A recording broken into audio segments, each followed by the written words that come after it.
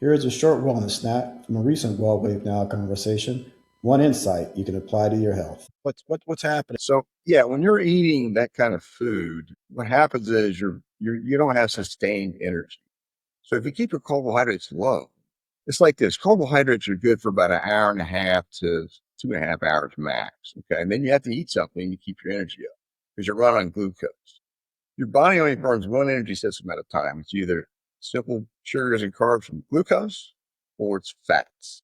So if you keep your carbohydrates lower, then your insulin's out of the way. Once the insulin's out of the way, now we go through the other energy system, which is fats.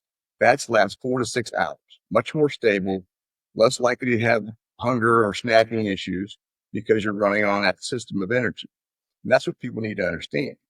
Our diet is based on carbohydrate intake for whatever reason, and it really should be based on protein and fats. To add to that, Armin, because I think for our listeners, if people notice during the day that they have these crash periods, they want to look at what they were consuming before the crash happened. Because I think when people balance their food intake between protein and fats emphasized on top and then carbohydrates secondarily, they're going to find that their blood sugar levels and insulin levels are going to be really stable and they're not going to experience those crashes. But if they're experiencing the crashes, they really got to ask themselves, what kind of food are they taking in? Well, the thing is with protein and fats are very satiating. Okay. You fill up, you don't have a need to snack.